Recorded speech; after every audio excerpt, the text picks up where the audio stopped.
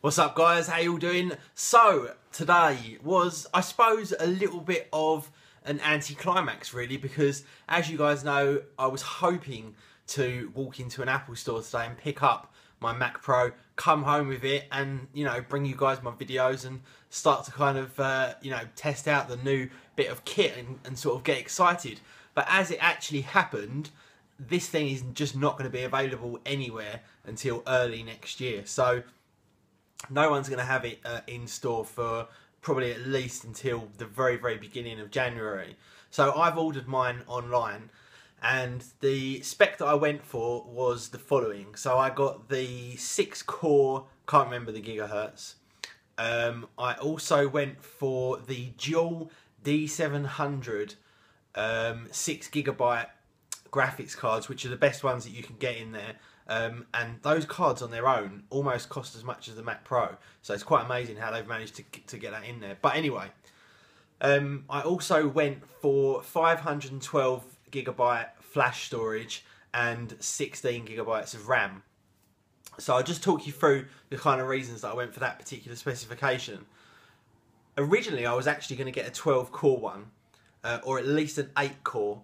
I was sort of concerned about the frequencies, the low clock speeds on the 12-core and the 8-core initially, but since I've got my Hackintosh here, whenever I do big render jobs, I just send them over there and they get shared between both computers. So there was very little point in me going beyond the 6-core, because the only time I need more than 6 cores is when I'm rendering. The rest of the time I don't, so I'd rather have the higher clock speed of the 6 cores that are built into the that particular processor. So that's kind of the reasoning behind that. If I didn't have the Hackintosh, then I probably would have gone for the 8 or the 12 core, so as when I do the render jobs, it just happens that much quicker. But with the distributed processing that I've got, and the fact that this thing is just absolutely rapid, 18,000 on Geekbench, I may as well just sort of utilise that. So that was the reasoning on the processor. Now, memory, I decided to not go with Apple's 64GB of RAM, purely because I can get it cheaper from Crucial, and that is exactly what I did. So I ordered 64GB of RAM from Crucial, 1866 MHz RAM, that will work perfectly in the new Mac Pro. So I opted for that, so we'll have 64GB of RAM. Next up was the storage. It came basic with 256, or there was an upgrade to 512 or 1TB. The upgrade to 512 wasn't overly expensive. It was a couple of £100, I think, 240, I think. So I was quite happy with that. But to go up to a terabyte was significant. It was like another £500, £600, £700, £800. So because I've got my NAS drives, and you know that NAS drive I've got there, I've got four 4TB drives in it, and then I've got a 960GB SSD that it uses as cache, and it's on gigabit, multi-bonded gigabit. So me reading and writing from that is rapid anyway. I don't need any more faster storage than that. If I do want some faster local storage, then I will simply buy an SSD, plug it into the USB 3 port or the Thunderbolt 2 port, and I'll just use that, and that will be as fast as a local drive anyway. So quite happy with the 512. And then the graphics cards.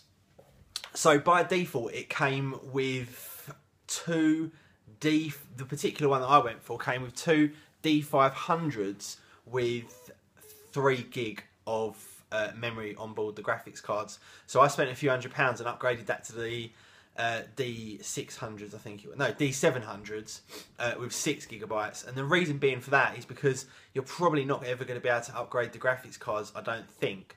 So I'd rather have the best ones in there on the outset, and also the Final Cut and whatnot is highly integrated into the graphics cards, and they're going to be sort of dictate quite a lot as to how quickly you render and how well it performs. So it was important to get the best graphics cards that I could, and actually they weren't a huge amount more expensive than the mid-range ones. There were 3 models. There was the D300s on the base level, and then on the next level up there was the D500 and the D700. So I've gone for the D700, and I think that will make a huge difference in terms of sort of general rendering and performance. So that is it. It will come beginning of January, I'm hoping, or it says January, so who knows when exactly, but I'm hoping it will be sometime around the beginning of January, and I'll obviously be bringing you guys a whole bunch of videos. You know, we'll compare it to the Hackintosh, see which one is quicker. Obviously, it's not a fair comparison, but it's a comparison nonetheless. And I think it'll be quite interesting to just test, you know, the performance with the new Final Cut Pro. I'll do a quick comparison as well with the old Mac Pro, but someone has now bought my Mac Pro, so or is very close to doing it. So I've promised that as soon as I get my new one, I'll send it out a day or two later. So I only have a very short time frame for doing comparisons with the old one. But needless to say, it is going to absolutely blow it out of the water. So that was kind of the day to day. So I'm very excited about being able to get it in the future, and it's all paid for and done. I think it came in at about 4,000 and something. I don't know, 4,000 to 5,000. I didn't take much notice, but yeah, that's how much it was. So yeah, that's where we are. It was a bit of a sort of dismal thing really, because I really was kind of hoping that I would just be able to walk into a shop and get it and walk out of it and bring it home to you guys, but we're going to have to wait. It probably means that I won't be the first one either, which I usually am with Apple products, so that is a bit of a bummer, but you know, hey ho, it's an amazing machine, it's a lot of money, I shouldn't complain.